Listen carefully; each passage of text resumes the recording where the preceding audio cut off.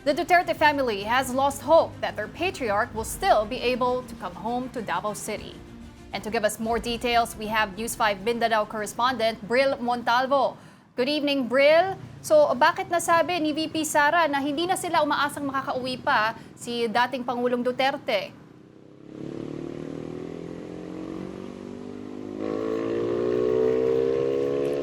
Pauline, kung maalala natin nung mga nakaraang interview natin kay Vice President Sara Duterte, kaya niya nasabi na hindi na umano sila umaasa na makakauwi pa dito nga sa Pilipinas, particular sa Davao City, ang kanilang amang si dating Pangulong Rodrigo Duterte, kasi nga sunod-sunod itong mga pag-decline ng ICC sa mga request nga ng kampo ni dating Pangulong Rodrigo Duterte. At nung pumunta nga sa Dahig, ito ngang si Vice President Sara Duterte ay nasabi niya na wag na umanong maniwala dito nga sa International Criminal Court. At kahapon, sa unang araw ng confirmation of charges ng kanyang amang si dating Pangulong Rodrigo Duterte, ay hindi nanood ito ngang si Vice President Sara Duterte ng hearing kasi nga abala siya sa kanyang mga private meetings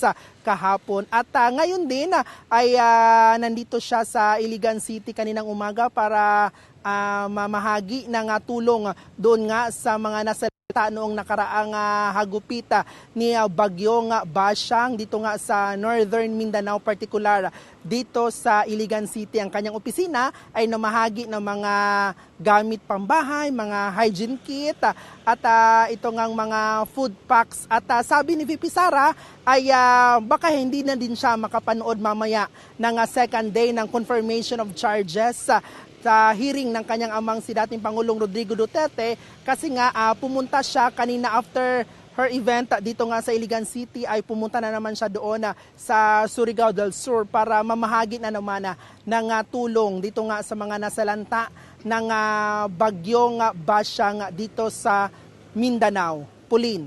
So, Bril, ang sinabi daw ng Vice Presidente, wala na daw siyang feelings or reaction dun sa hearing na nagaganap ngayon sa ICC. Ang gusto daw ni VP Sara ay makita sana personally ang kanyang ama doon sa ICC detention facility. So, after ba ng confirmation of charges hearing, may plano ba ang magkakapatid na Duterte na bisitahin si former President sa Netherlands?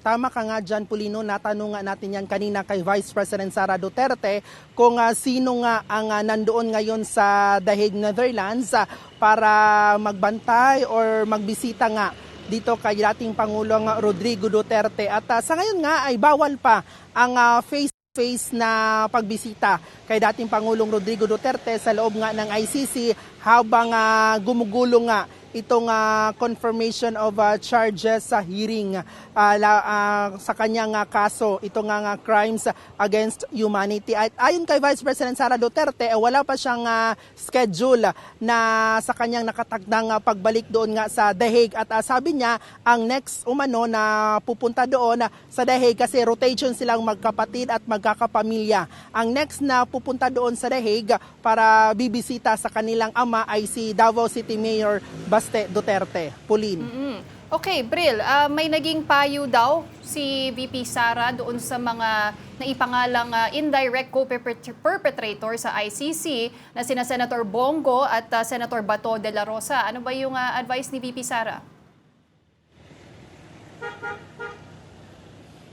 Tama ka nga dyan, Pulino. Hindi na umano nagtaka ito ngang si Vice President Sara Duterte na ma-mention or madawit kahapon sa ito nga confirmation of charges ni dating Pangulong Rodrigo Duterte sa ICC. Ito nga kanilang mga kaalyado na si Senator Bato de la Rosa at ito nga si Senator Bongo.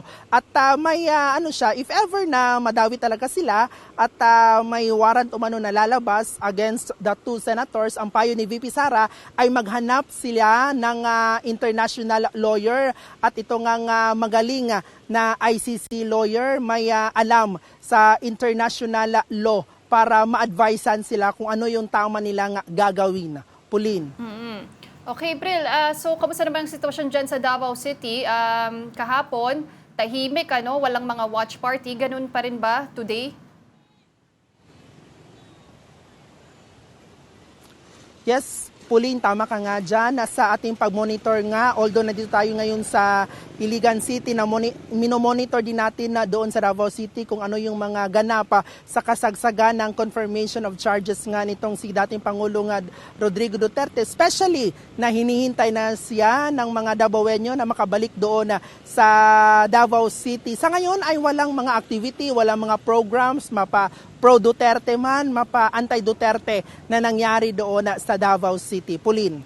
Ang ang pamilya ni former President Duterte, ang kanyang common law wife na si Hanilet, would you know, Brill, kung nasaan? Pati na rin ang kanyang anak na si Kitty? Ayon nga sa ating source sa Pauline, ito nga mag-ina na si Kitty at Hanilet ay nandoon lang sila sa Davao City, pero wala tayong eksakto impormasyon na kung anong ginagawa nila doon or saan sila mismo or eksakto doon nga sa Davao City. Pauline. Okay, maraming salamat para sa report na yan. That was News 5's Mindanao correspondent, Brill Montalvo.